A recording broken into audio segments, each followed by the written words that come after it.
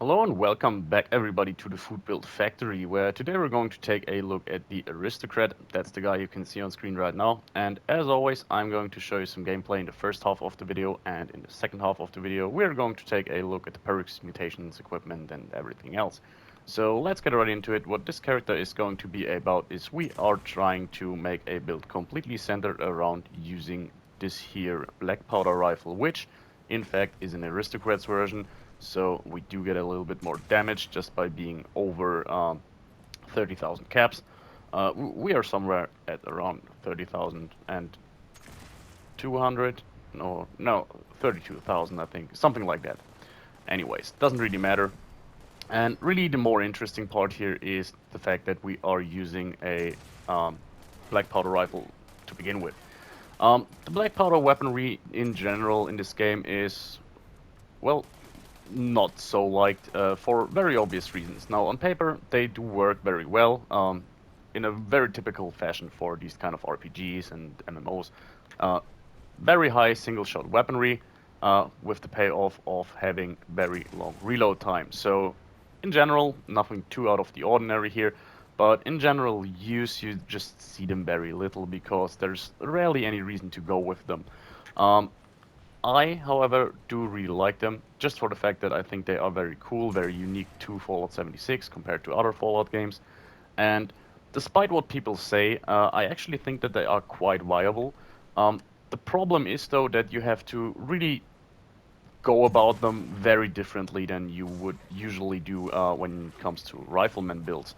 So just having a rifleman build and yeah, using a black powder rifle with it, in all fairness, won't go too well in most situations. Just because usually what you want to do when you have a rifleman build is you want to be on the move or want to be a stealth character all of the time and basically just yeah. Outmaneuver your enemies or just stay hidden, and all of that's not really going to work well with the black powder rifle. When it comes to stealth, if you have a really stealthy character, it definitely is possible to kind of use it as a stealth weapon just by re-entering the hidden state or the caution state every now and then using chameleon gear and just yeah, stand up, crouch again, reposition yourself a little bit, and then get off a next shot. It's definitely possible and was one of the approaches I had in mind for this build, but in my opinion, it's not too fun of a gameplay, to be honest, just because, yeah, it works relatively well, but it's just not consistent enough in order to be a lot of fun, in my opinion. And the running around part, definitely manageable as well. This was another approach I was thinking about. Um, let's say using a jetpack. So my go-to approach was Secret Service armor and basically just flying around in the meantime while you are reloading. And while that certainly worked out rather well, it also just didn't feel too great. You were just waiting too much, getting staggered all of the time, and yeah, it felt a bit ridiculous. Not that it wasn't fun or anything, but yeah, it just wasn't the best approach. And lastly, I ended up with this one here, which was basically the simplest I could find, which is yeah, just survive uh, through the reload times. Being a very tanky character to begin with, we are in power armor, so that in and of itself makes it so that you can just survive a lot of situations relatively easily. And in addition to that, we do have a version of the black powder rifle with 250 damage resistance while reloading. Now, this might seem like a little bit of a overkill, um, given that we are already in power armor, and yeah, that makes it so 250 damage resistance while reloading is definitely not going to be the most efficient thing to do. But to be quite honest with you guys, I am on a custom world here just because I wanted to have a relatively specific kind of weapon here. And yeah, it should have been an Aristocrat's explosive. That was what I wanted to have here, just so we can get a lot of bang for our buck. But yeah, after like trying for at least half an hour to re-roll black powder rifles, I just couldn't get an Aristocrat's explosive faster reload version, so I ended up using this one here. And just because I was talking about something else here, one thing I didn't really talk about while it was happening, but you probably noticed it. Um, yeah, people kind of tend to believe that the black powder rifle is very bad once it comes to mobs, so multiple different enemies, or bosses. Now, when it comes to mobs, it definitely isn't the best weapon in the world, but we do have two things that can really help us here. Um, by the way, this was very surprising that the mole rat survived this year. Um, we have two different things that help us with surviving mobs. Now, first and foremost, we do have quite a good amount of passive damage going on from Tesla coils on our power armor. So we can easily survive hordes of ghouls and anything. And in the meantime, they do take damage. We can still shoot them every now and then, but yeah, they will drop sooner or later anyways. In addition to that, we do have the Far-Flung Fireworks perk, legendary perk, so if enemies scatter up in large groups, there's a good chance that sooner or later we will kill one with an explosion, just like this one here, and that really helps in those situations. And those things don't really help us too much though when it comes to bosses. And yeah, when it comes to bosses, the weapon is actually very effective because it's glitched. So if you spam your trigger while reloading the weapon, you can pretty consistently get more than one shot after reloading, which isn't how the weapon is supposed to work, but it actually works relatively efficiently. This is the reason why I'm often in first person for this video, by the way. Um, this bug can happen in third person as well. I just found it way easier to trigger it in first person for some reason. So yeah, that's why you will see me whenever I'm fighting like Scorch Beast or something like that. You will see me be in first person for the most part. But yeah, and that really makes it worthwhile. Like, as you saw there, 2 or 3 shots are relatively easy to get out. When we were fighting the Mega Sloth, we were like at one time I think getting like 6 to 8 shots or something. And if you do that, that's kind of ridiculous. Now, obviously, at that point you could just ammo glitch the weapon. Pretty sure all of you are aware about ammo glitching, which really makes black powder rifles and dragons and everything super overpowered, in my opinion. But I didn't want to do that simply because I think that's a bit too far, and really at that point you don't really need any build or something. And in addition to that, yeah, while it's going on for a while now, there will be a point when ammo glitching weapons won't be possible anymore. And for the most part, I want these builds to hold on over time and be viable in the future. And I think this bug we are making use out of here is actually something that's not going to be fixed because it has to do with server latency and so on. Um, I'm pretty sure at least. By the way, we are a bit unlucky when it comes to the Scorch Beast just because it won't land, which makes it, yeah, rather frustrating because we're just sitting here waiting. For now, it's okay because I still have a little bit to talk about, but if he's not going to decide to land sooner or later, but I think now it is, yeah, we should now be able to finish this guy off. Reloading, and now we try to get the multiple shots going on. On this occasion it was only 2, but still. Okay, there were multiple ones.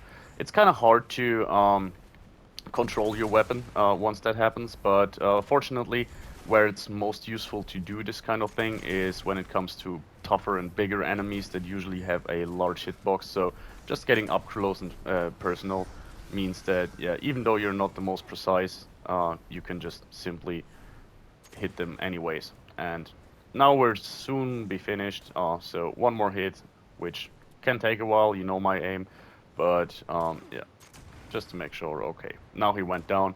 So overall, you can see there, you're not breaking any speed records with this build, but it's a lot of fun, and you don't really have to worry too much about your health in the meantime. So yeah, I had a lot of fun with this build.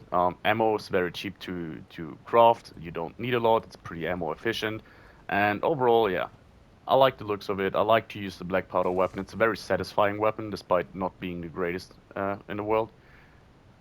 And I mean, this was pretty clear. I didn't get that shot, but that's just manual aim. That's not my strong suit, as I said earlier. So, Yeah, overall, I didn't find any situation in the game where I thought, okay, this is a point where the weapon falls flat or the gameplay in and of itself doesn't hold up. You can do most daily operations. You can pretty much clear out any dungeon in the game. You can participate in the end game events. It's a very viable build. It definitely takes a bit of time to adjust to it and just learn how to use it and not to care too much because it's a bit counterintuitive, to be honest. Just standing there waiting to for the weapon to reload. But overall, it's nothing too out of the ordinary. Really, this was once I was going for this approach, there weren't any big surprises. It basically went how I desired it, and for a while I was using an anti-armor explosive faster reload version of the weapon, by the way, because yeah, faster reload was a mandatory pick for me. I was pretty sure I wouldn't want to live without it. But honestly, once I went over to the Aristocrats version, which in and of itself was always the plan, and only had this here version with 250 reload, 250 damage resistance while reload instead of faster reload, I actually noticed that it's not too crazy of a difference, to be honest. The reload speed, we do have Speed Demon, we do have Ground Pounder, those do stack already, and 15% faster reload definitely is nice and noticeable, but it's not really breaking the build if you don't have access to that. Still, I would say best approach would be to go for faster reload in the end, but yeah. On this occasion, by the way, we do have quite a few of these here robots lying around. Usually there's just two or three of them. I just think we just aggravated them so they come out of the building. But anyways, not quite able to one-shot them unless we hit the thrusters, which in free aim is kind of a problem. But still, in the end, we did fine here. Now, here we do have a cultist priest, a high priest. These guys are pretty tanky. I don't know, I was kind of surprised when I fought the first one. Um, but I like it. It's other than different to the mole miner events and so on, where you just basically hunt them down and they are just pitiful. On this occasion, yeah. Since it's relatively dark here, I will switch over to my helmet. It has a lamp on it, a headlight. That's definitely always something to keep in mind if you want to go for a power armor build and don't want to use the helmet. It's not a bad idea to just have one in your quick swap menu, in your quick wheel. Um, I mean, sure, it's a bit heavy to carry around, but you do have the carry weight. To be honest, it's not too much of a problem, and in a lot of situations you can actually use it. Now, I forgot to also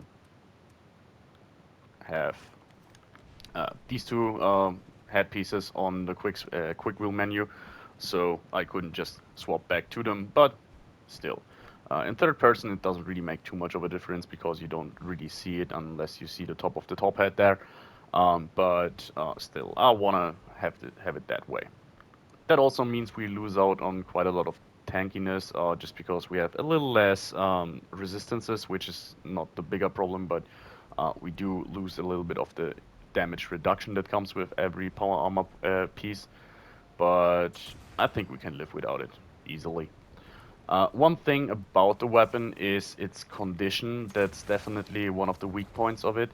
I do have luck of the draw, and when it comes to luck of the draw, it was kind of interesting here with this weapon because I thought it would work very well. Because um, unless they fixed it, the way luck of the draw works is it doesn't work with every shot you fire, but with every time you pull the trigger. So on automatic weapons, for example, you can fire like 500 shots without a chance to proc the effect, while on semi-automatic weapons or single-shot weapons like this one here, it's supposed to work way better. Thing is though, ever since I equipped Luck of the Draw, I didn't really notice it proccing. Um, I felt like overall the condition was better. Like I was getting more playtime out of a full repair than without Luck of the Draw. But for some reason, I think that the visual clue, like you know, luck of the draw is supposed to give you like this little pop-up message on the screen that it procced.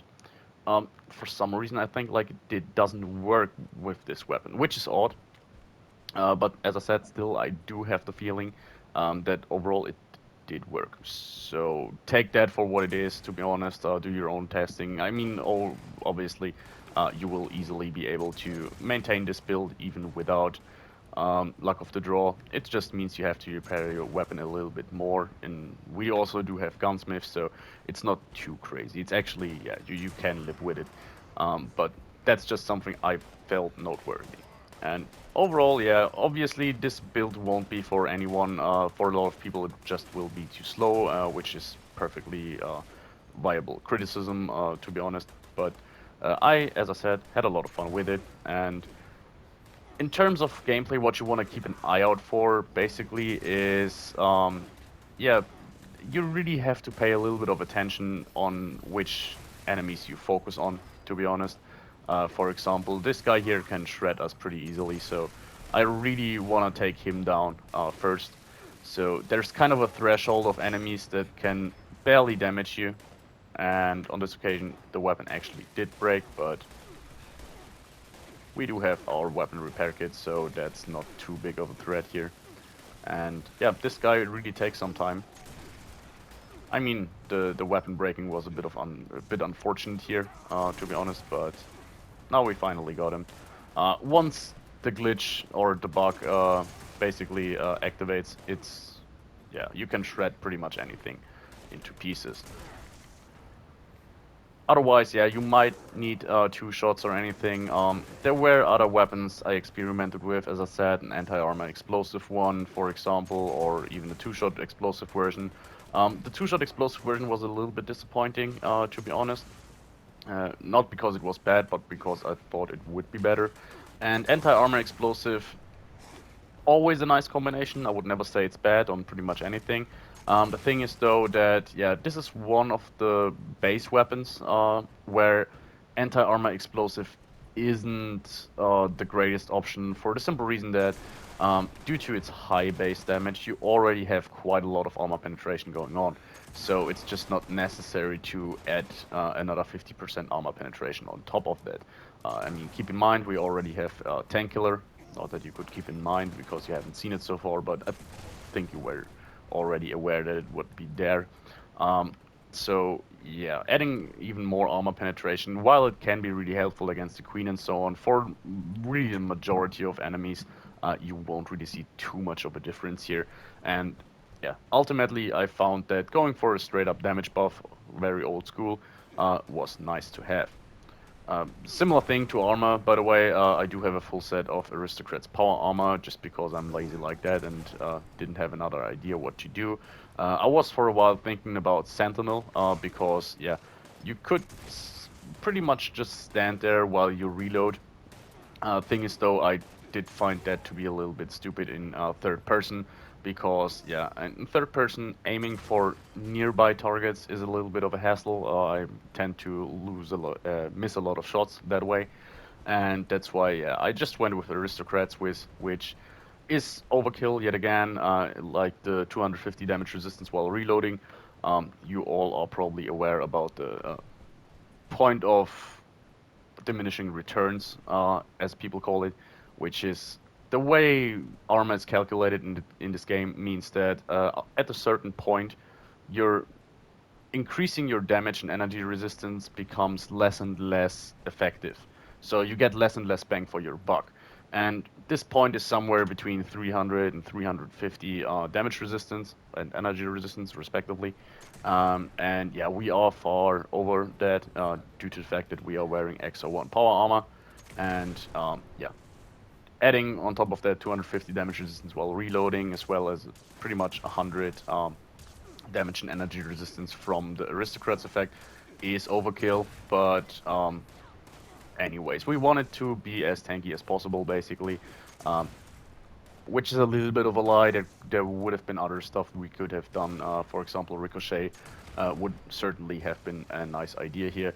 But yeah, that's just the way I went with here. Obviously, this build isn't melted in stone. You can basically do whatever you like here. Really, the base thing I wanted to showcase here is how fun of a weapon a black powder rifle can be if you just not try to use it as you would use any other old rifle. Just because it's a very different weapon. You really have to go for a different approach. And another thing, for example, is power armor rifleman character is basically a very bad idea. A lot of people don't really say you should do that. Because, yeah, yet again, usually the way you want to use a rifle contradicts very much with the way you want to use power armor, which is with the rifle, you want to be stealthy or quickly on the move, and you want to use the VATS for the most part. There's very little amount of people using rifles outside of VATS, just because, yeah, that's where they shine the most. And VATS gameplay and power armor just doesn't work too well together. Have certainly used VATS characters with power armor in the past, and it's definitely possible, but you really have to invest a little bit and think about what you're doing. You will run out of fusion cores a lot if you're not prepared. So yeah, all of that together makes it not the best combination here. But once we're using a black powder rifle the way we are using it at the moment, is it means that basically, yeah, power armor is a very good choice because you don't use VATS, which certainly was an approach I was taking in the past with black powder weapons, just to make sure my shots were actually hitting. And on this occasion, though, I wanted to see how well the weapon does outside of VATS, and I had a lot of fun with it. So yeah, overall, I would say it does well, but yeah, I think the gameplay speaks for itself. You will have a lot of time, you will spend a lot of time waiting for your rifle to reload, but I don't really think that this makes it a boring playstyle, because yeah, as I said, you want to kind of reposition yourself during the reload time, and overall it's not too crazy. Once you have Speed Demon and Ground Powder, it actually is manageable. We're talking about something like 1.5 seconds, maybe 2 seconds per reload, and that's definitely not too crazy in my eyes.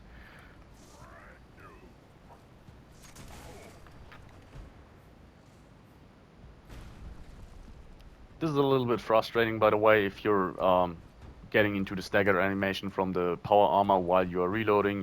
You're basically reset. So that's definitely something you will learn sooner or later when playing with this build, is what to avoid in order to not break up your reload animation. But it's not too big of a problem. It doesn't happen all the time, actually. So yeah, it's definitely something that you will see sooner or later, but not too big of a threat for your gameplay. In addition to that, what we do have on this occasion here is I have maxed out Far-Flung Fireworks, which still doesn't make it the greatest perk in the world, but I think for the first time on the channel I have actually maxed out Electric Absorption while playing this. And for example, this is something where when the enemy's health is so low like this, you could just focus on other characters and let your Tesla Coil do the work here. This is definitely something that synergizes well with the slow gameplay that we're having here. So yeah. One thing you also will notice is I'm not really taking a big focus in hitting heads. That's just because I'm too bad of a gamer. To be honest, I'm just terrible with aim, and there's nothing more frustrating with this build than to miss a shot. So I just tend to go for center shots and try to activate the bug that we're making use of more often. I overall found that to be the more viable solution for me. But obviously, like if you are able to manage to consistently get headshots in, obviously go for it. Like, often you will find yourself one-shotting a lot more enemies. So I'm pretty sure like a level 60 or 75 super mutant, if you hit them in the head, there's a good chance, yeah, you will actually one-shot that guy. And yet again, here we saw, oh, for the first time, by the way, I saw, uh, sorry, Luck of the Drop Rock there, which is nice. But yeah, as you saw there, this was another 3-star super mutant. I think it was level 75, while the other one in okay. Well, this guy gave up. He surely saw us and was so frightened that he said, "All right, we're not going to fight that guy." Yeah, in Huntersville, when we were fighting a level 103 star super mutant, it took us quite a while. On this occasion, we basically managed to roll over that guy pretty fast, just because we were getting the glitch in very easily. And yeah, ultimately, I think I had a lot of fun. It was a way better experience than I thought it would be. A lot of fun. One of the more interesting uh, rifleman characters I played in a while, and yeah, just felt great. I hope you enjoyed the gameplay so far, and now we're going to take a look at the build itself. So let's start off with our mutations. You will see there's a lot going on here. Sorry. We do have Adrenal Reaction, Bird Bones, Electrically Charged, Grounded, Marsupial, Scaly Skin, Speed Demon, and Unstable Isotope. So Adrenal Reaction, this is give or take, you don't really need it, but since we are soaking up damage all of the time, we spend a lot of our time basically not at full health. We often find ourselves at 60, 70, 50, 40% health, at which point we will just get a little bit more damage from adrenal reaction, and at the cost of our max HP being lower by 50 points, which we will offset with Life Giver sooner or later. You will see that. So yeah, give or take, you could be a little more tanky by not using it, but you miss out on a little bit of damage overall. Then we do have Bird Bones, which on this occasion we're not really making use out of. We have a very low agility character. We don't really need it for VATS. We don't need it for stealth. So overall, agility definitely is a dump stat for us. The only reason here is that in power armor I do like to have Bird Bones if possible, for the simple reason that, yeah, you're not getting into the stagger animation that comes with landing with power armor all that often. If you don't have bird bones, every single ledge you jump from, especially if you have marsupial, means that you will have this landing animation, which really sucks in my opinion. I mean, it's cool, but yeah, it just breaks up your gameplay and it makes it all very unfluent.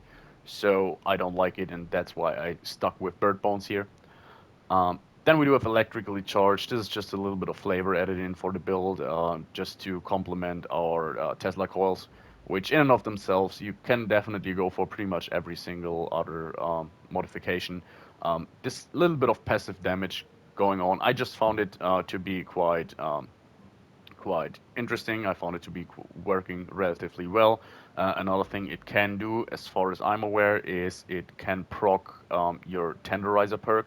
So oftentimes when you hit an enemy that you already hit with your Tesla calls or electrically charged, you will already deal 10% more damage multiplicatively, which can make the difference between one-shotting or not one-shotting an enemy. So that's a nice little synergy going on there, as far as I'm aware.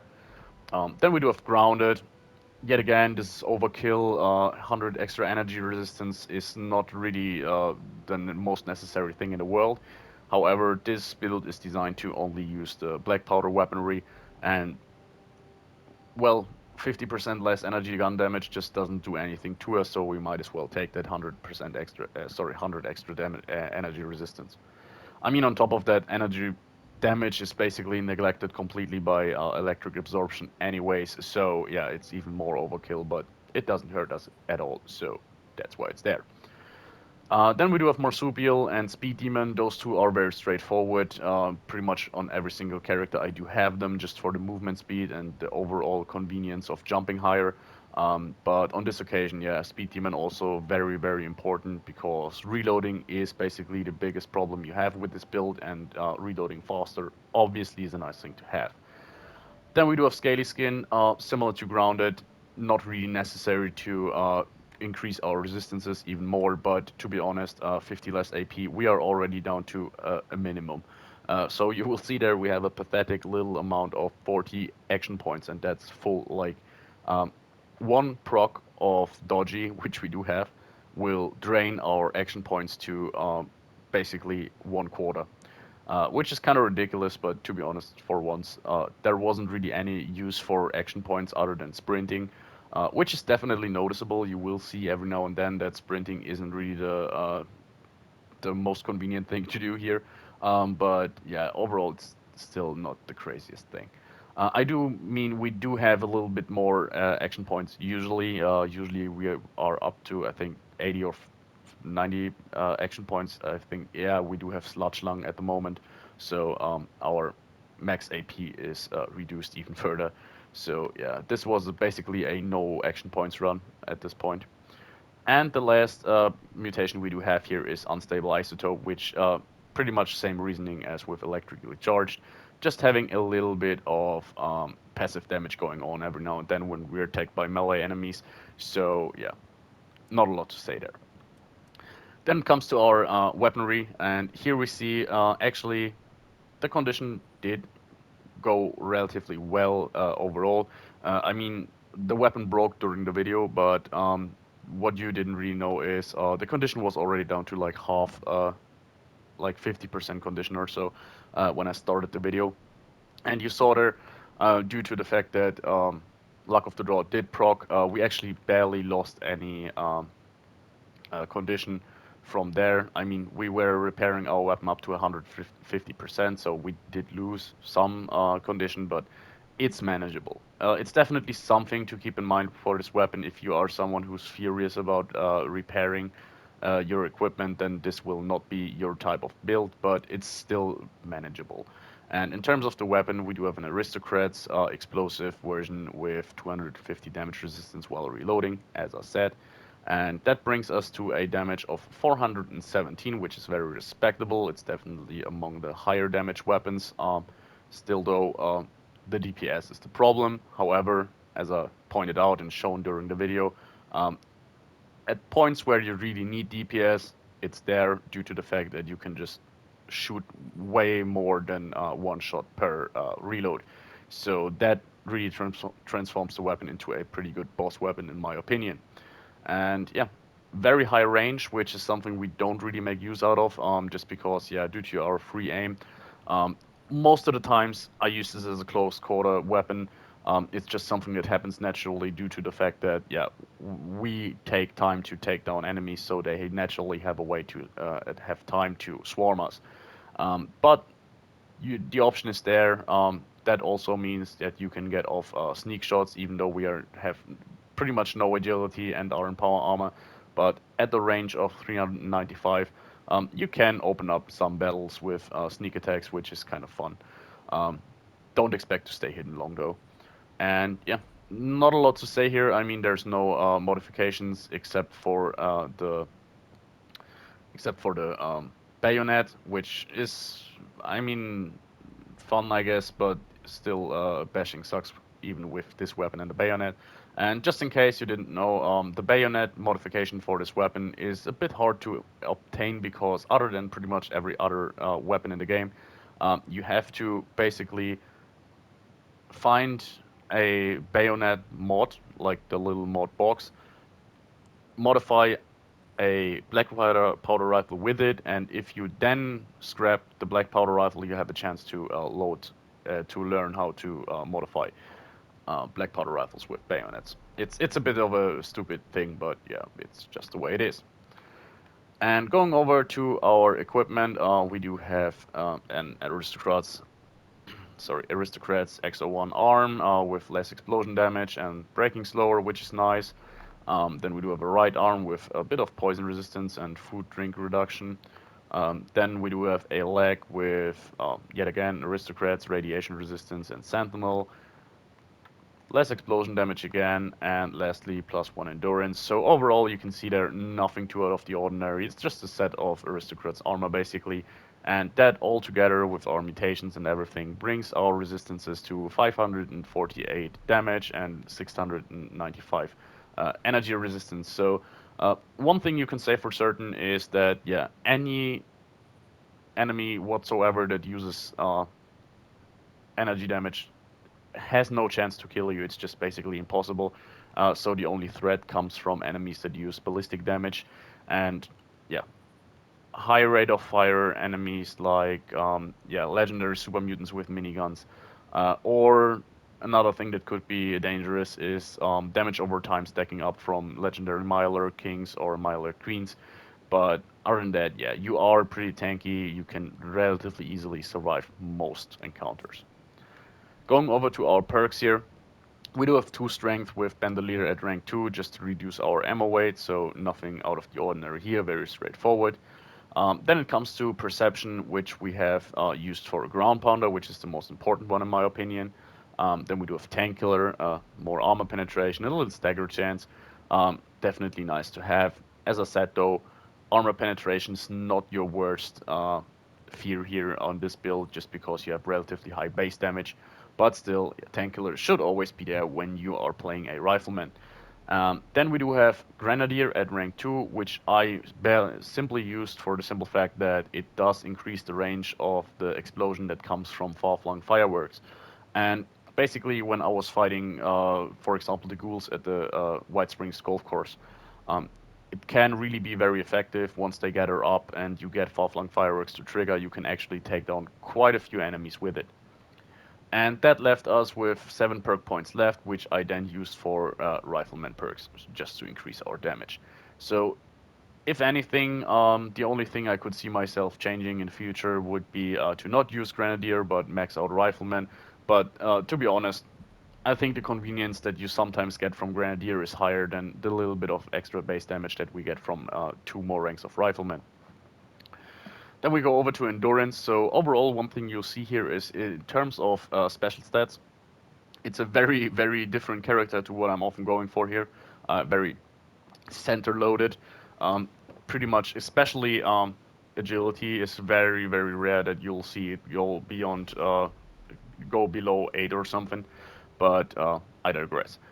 Endurance 15, Life Giver, just offsetting our negatives from adrenal reaction basically. Then we do have Chem Fiend and Chem Resistant.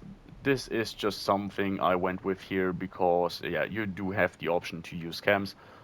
Something like Psycho Buff, for example, giving you more tankiness and more damage. So, yeah, you just have the option there. I didn't really use it during the video, but yeah, I wanted to have the option here. Then we do have Ghoulish. This, to be honest, is kind of useless just because we have relatively high radiation resistance. But on this character, I was actually lacking quite a few perk points to invest into endurance. So this is basically just a filler perk here. What I would have liked to use it is maybe solar powered or something like that for, but I just wanted to have maxed out endurance for the sake of it, just being tankier, and filled it up with Ghoulish here. So do whatever you like. Just keep in mind Ghoulish does very little. It does help in nuke zones. You'll get some constant healing going on, which is nice. But yeah, very, very situational on this occasion. And lastly, we do a fireproof, which is very, very much not situational. We do fire and an explosive version, so we could theoretically hurt ourselves without fireproof. Wouldn't be too much of a problem because we wouldn't one hit us or something, but still, fireproof always a good decision. Then we do have something very, very rare, 10 charisma. Something not so rare is the combination of Lone Wanderer and Tenderizer for more tankiness, more AP refresh, and more damage after a consecutive hit. Um, Tenderizer, this simply works and is useful because of the bug I was talking about a lot during this video. Otherwise, yeah, the weapon is so slow, you really wouldn't get too much out of Tenderizer. I mean, your reload speed allows to definitely get a hit on within 2 seconds. Sorry, within 10 seconds. So it wouldn't be a waste either way. But if it wasn't for the bug, I think I would live without Tenderizer. But as it is, Tenderizer is a good decision still. And lastly, I had 3 more points here, which I was using for Hard Bargain at rank 2 and Travel Agent. And as you can probably guess, the plan was to max out Hard Bargain here. Which, yeah, is one of these things that definitely isn't necessary. You would never want to do this in terms of efficiency, just because you can swap it in whenever you like it. It's just a little bit of extra flavor to this character for the simple reason that we do play as an aristocrat. And sometimes I like to waste some perk points just because every time you do take a look into your loadout, you just have a little bit more of a unique feel to the character. And we, quite honestly, we do have the perk points to just waste 3 of them. That's it, basically. Then it goes over to intelligence, which we do have used for rank 5 of demo expert, just for ever so slightly increasing our damage with the weapon, which is an explosive version. And in addition to that, yeah, we do have the option to just use grenades every now and then, but really it's just to get yet a little bit more bang for our buck out of the weapon. Gunsmith, very straightforward, very obvious. I said it a few times. Condition is one of the cons of this build, so yeah, gunsmith definitely necessary. And lastly, first aid at rank 3. For once, I don't really have traveling pharmacy while being in power armor, so I don't have the option to carry around my usual kind of 500 to 1000 stim packs and reduced it to like 100 or so, which easily is manageable in terms of carry weight. But yeah, this meant I wanted to make my stim packs more effective, and yeah, that's why first aid is here. Then we go over to agility, which is at a very low rank 4, very low 4, which we use for dodgy. Basically, we do have two different shots we can soak up, basically. And lastly, we do have Born Survivor at rank 1, just as a failsafe. And that leaves us with luck, rank 3 Bloody Mass, rank 3 Luck of the Draw, and Storage Genes. So starting off with Storage Genes, we want to keep our mutations, not get any new ones. Pretty straightforward pick here. Bloody Mess, this is basically just because I couldn't really use Master Rifleman at rank 3 due to not using Grenadier, due to using Grenadier, and so we can offset that a little bit with Bloody Mess, just because. And Luck of the Draw, I think there's nothing I could say about Luck of the Draw that I haven't said during the video. And that leaves us with legendary perks, the boring ones right out of the bat. Legendary luck, perception, agility, and intelligence, just to give us access to more perk points. And yeah, legendary electric absorption, very crazy perk, one of the best ones from the legendary perks, I guess. Yeah, 20% chance to heal us and to recharge our fusion core if an enemy attacks us with a energy attack. Happens very consistently. Large groups of enemies, super mutants, scorched, um, blood eagles, every human enemy um, can carry energy weapons. Robots, by the way, too. And this perk just makes them redundant and also makes it so we can basically walk around with one single fusion core. I had 3 on this occasion, and I never really went down one ever. Like, not even to half of our charge. And lastly, far-flung fireworks maxed out here, 20% chance to explode on to make an enemy explode on a kill. Yeah, nice to have. I think you saw it during the video. It can definitely do a good amount of damage, but it isn't the most powerful thing in the world, so I wouldn't really prioritize it too much. And yeah, that was it. I hope you enjoyed the video, guys, and see you next time. Bye.